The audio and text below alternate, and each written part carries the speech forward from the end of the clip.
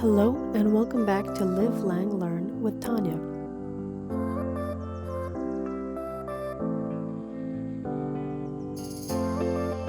Today's topic is pronunciation, and I hope that you will all take note that I am mainly referring to American English in this video since I am originally from the US.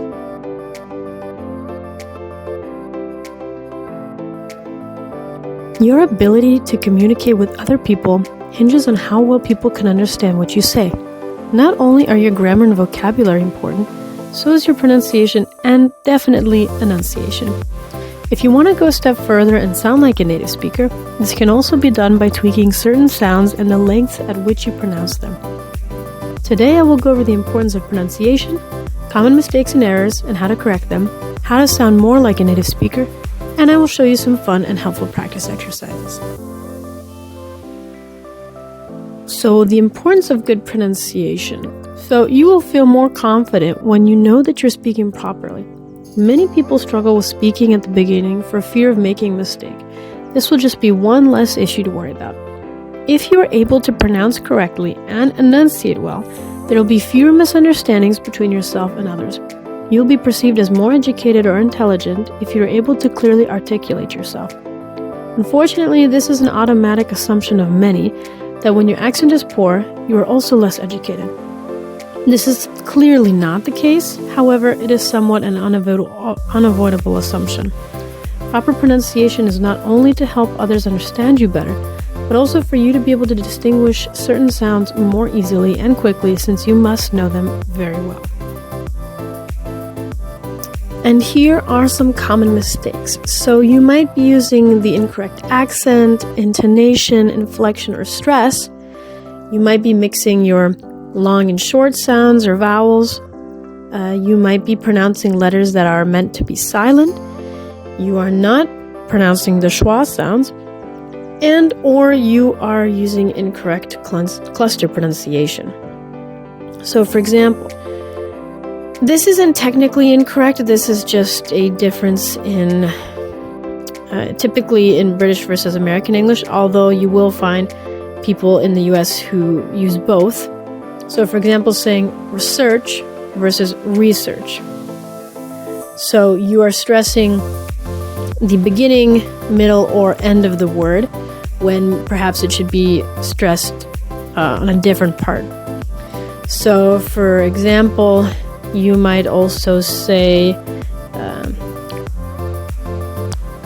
record instead of record. And both of those are also correct.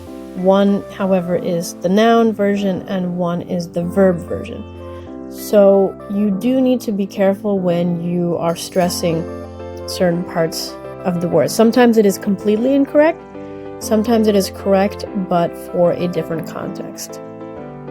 Now moving on to long versus short sounds on vowels.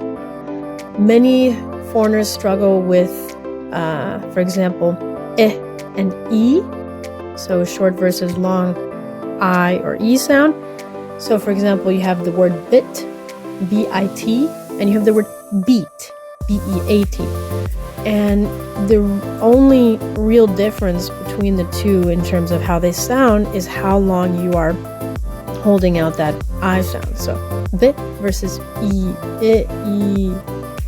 So it's long and short sounds. So you do need to be careful with those because you could be saying a completely different word with a completely different meaning. Next we have pronouncing silent letters like the K in no or P in psychology. So you don't want to accidentally say letters or pronounce those letters that you aren't supposed to pronounce. So this, for example, is the case in French. Many people struggle with French because of this, because there's 5 letters in there that in a word that don't get pronounced, so it can be very confusing. So do pay attention and watch out for those. Schwa sounds, which a schwa sound is so UH, and we in English, especially in American English, tend to use the schwa sound at the end of many words that end in A, the letter A. So you should say sofa, instead of sofa or whatever other version have you, so just be careful that most of the time, if you have pizza, sofa, it will be And finally, mispronouncing consonant clusters. And cluster just means small groups of letters in this case. So for example, thr, T-H-R, as in through, throw, or similar words. Str, so like street, for example, or skr, which would be like scream, another example. There are many different clusters. Many people do tend to pronounce them incorrectly or struggle to pronounce them. And oftentimes in English, certain letter combinations will be pronounced one way, and maybe in another word will be pronounced differently. So also pay attention to those. Sounding more like a native English speaker. And this is the American version. A lot of Americans tend to soften the T sound to a D sound, or just completely remove it from a word. It is a somewhat lazier way of speaking, and a lot of us do tend to find shortcuts when we speak. So for example, instead of saying water, I would say water. So I'm almost not even saying D, like a D sound. I'm almost kind of just skipping over that sound there. And it doesn't really sound correct, however, it is how we talk in most cases. In a more formal setting or in a teaching setting, I would be more likely to accurately pronounce words, as you can hear in this video. I think it's also obvious that there are still some things or some different pronunciations that I use that might be different to learners of English, simply because I'm used to speaking one way and it is more natural for me. So sometimes we prefer to omit certain sounds, which is remove certain sounds or letters. So I won't always say the D in the word and, or I might say realize instead of realize, for example. Another example would be saying go to instead of go to. So I'm gonna say I'm gonna go to the store instead of to the store. There are plenty of words where we just do not completely pronounce every single letter. The more you watch TV shows or movies and listen to podcasts, the more it will be clear which words those are.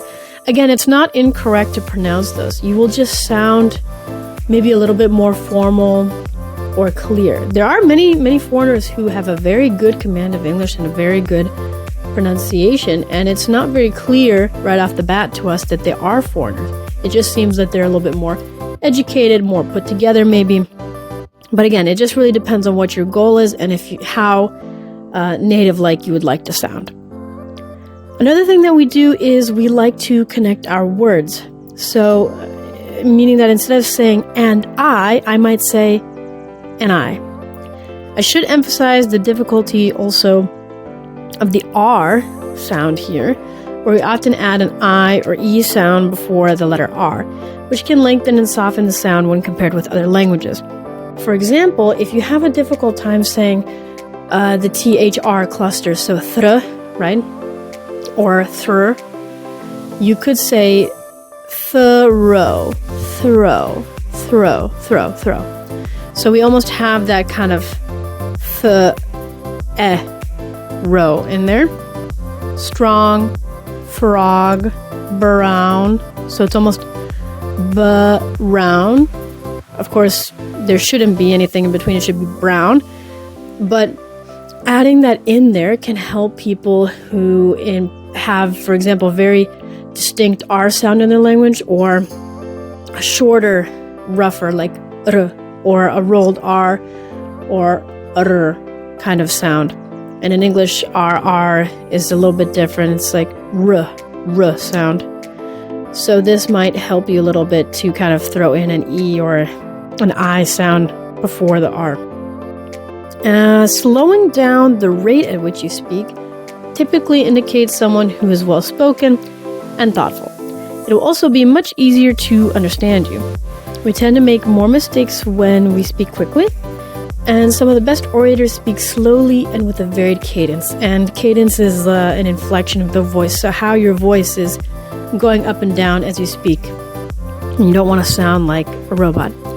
However, certain regions or areas in English-speaking countries, so in the US, in Australia, UK, any other countries that are using English, they will naturally tend to speak more quickly or slowly than others. So it really just depends on what your target is, where you're going to be living, who you're going to be communicating with. I would try to go off of that. Another thing would be opening and closing your mouth to certain extents. This can also depend on the region you are in. In many cases, Americans will mumble their words and keep their lips more tightly pressed together, whereas in other areas, they will open their mouths wider and elongate their vowels. Typically, in the Northeast, we speak very quickly, maybe a little bit more rudely, and we have very difficult, sometimes, accents to understand. In kind of the middle section, in the East side, we do mumble a lot. And in the South, we are very kind of wah-wah, kind of very open and also difficult to understand in many cases.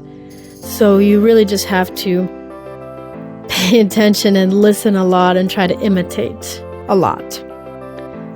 And finally, simplification. So this is the best way for you to get your point across and to be more relatable. The more you try to incorporate difficult words, the more mistakes you will likely make in the beginning. I recommend using simpler words and structures or doing a combination of them. So a sign of intelligence is the ability to explain complex concepts in the most simple way that anyone can understand. I can guarantee you that you will be much less stressed and much more confident in your speaking skills and your listening skills if you try to simplify things for themselves.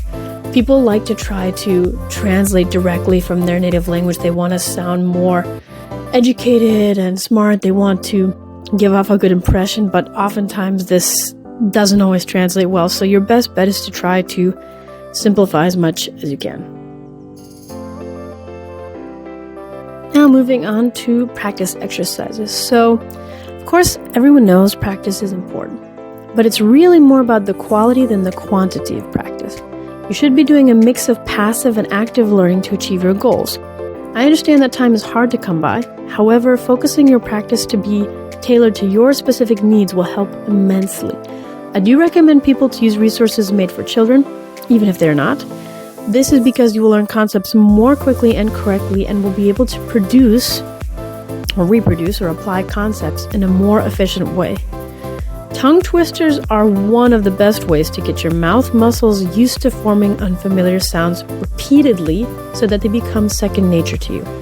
You should especially focus on sounds like th and v, as they are the ones most commonly mispronounced. And this is because in many other languages these sounds don't exist. When practicing tongue twisters, say it one time through slowly and correctly, then 2 more times, getting progressively faster. I will include a link in the description to one page that has several classic tongue twisters with the most common difficult sounds to pronounce. Some of my favorites from that page include the following: Tom threw 3 thumbtacks, and near an ear, a nearly eerie ear. So you have that kind of soft TH sound, th, and then you have the R sound, which is also difficult for a lot of foreigners. I mentioned shadow speaking in my previous video, but I will mention it again briefly. Shadow speaking actively forces you to listen for particular changes in speech that are to be repeated that you might not notice otherwise. This method also gives you the opportunity to find your accents, favorite speaking style that you want to replicate. It is important that you're not mixing different accents and speech patterns, as this can be distracting for other listeners. Another bonus is that you may learn idioms and other colloquialisms you may have been unfamiliar with, as well as native tone patterns, which are often different in other languages. Sound isolation is a form of practice that focuses solely on the sound you wish to reproduce.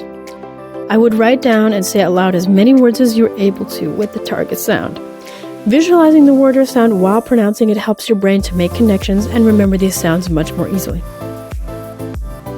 This may sound comical, however, overpronouncing or exaggerating the words and sound you produce can actually help you to sound more natural or native-like. This is because English can somewhat be a bit more performative than other languages and requires more effort to properly pronounce. You should practice saying full sentences while stretching and opening your mouth more, as if you were in a theatrical play when people have a harder time seeing or hearing you. It may even help you to smile more as you speak in a more kind of unnatural way, because in the US we're very used to kind of smiling a lot and talking while smiling, and this can affect your speech. Thank you all for listening. I hope that this was useful for you. If you have any specific questions or comments, please don't hesitate to leave a comment below or to reach out to me. I would be more than happy to answer it or create a video for you. So please let me know. Thank you, and until next time.